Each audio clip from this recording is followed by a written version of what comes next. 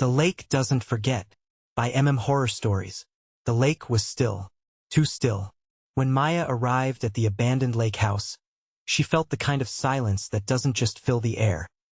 It presses on you, like water against your skin. The house sat low and crooked at the edge of the dock, half swallowed by vines and shadowed by tall pines.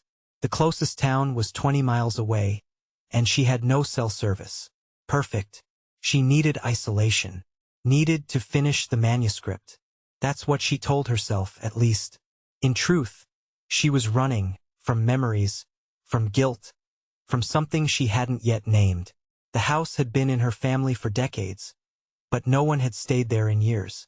Her uncle drowned in the lake when she was little. They said he had been drinking. She remembered the funeral. Closed casket. Everyone whispered. Maya never liked lakes after that. But here she was. The inside was musty, filled with old furniture covered in sheets. Dust coated everything. Cobwebs laced the windows. The floors creaked under her boots, as if the house recognized her, as if it was waking up. She unpacked a few things and sat on the porch, watching the water.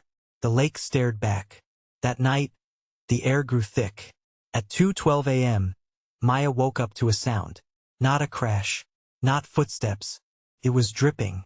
She turned on her flashlight and followed the noise through the hallway, down the stairs and into the kitchen.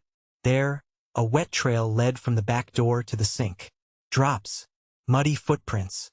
Like someone had come in from the lake. She grabbed a knife from the drawer. The door was still locked. She cleaned the water, told herself it was a leak, and went back to bed. But she didn't sleep. She kept hearing it. Drip, drip, drip. Day 2. She found a locked hatch in the boathouse by the dock. It looked like a root cellar or maybe a storm shelter, but the padlock was rusted shut. Something about it felt wrong. She walked away. Later, she wrote for a few hours, until the old radio in the corner turned itself on. Static. Then something else beneath it. A voice. Muffled. Warped. Said her name. Twice. She unplugged the radio. That night, she dreamed of water. Cold. Black. She floated in the middle of the lake, unable to move. Below her, eyes opened. Hands reached up from the dark. She tried to scream but inhaled nothing but silence. She woke gasping, soaked in sweat and lake water. Her sheets were damp. Her hands were pruned, like she'd been submerged for hours. On the third day, she found the photos. They weren't hers. They were in the attic, scattered around an old chest.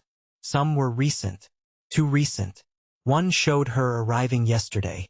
Another showed her sleeping in the bed. The last one was taken from the lake, pointing at the house. She dropped them and ran.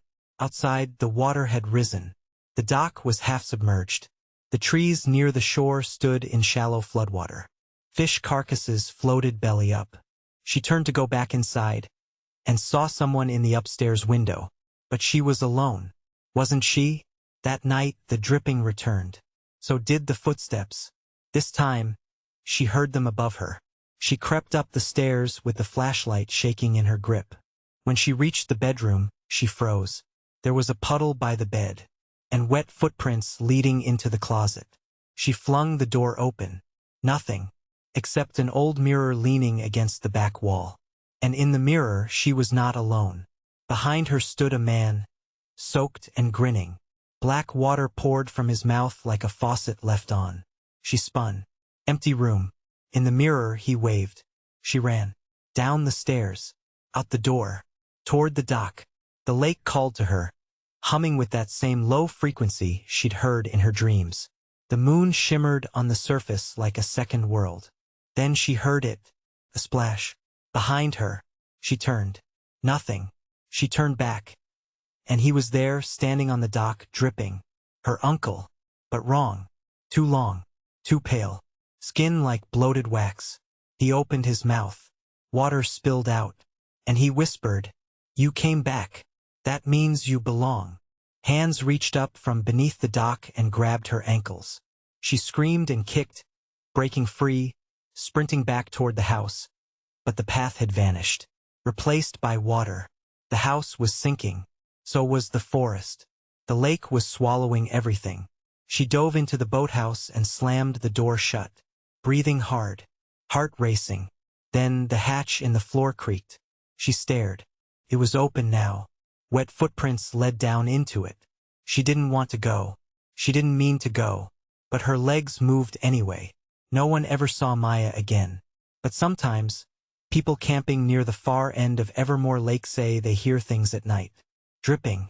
Footsteps. A woman crying inside an old boathouse that shouldn't exist anymore. And just before dawn, if you look closely at the water, you might see her face, staring up, mouth open, eyes pleading, as if she never left.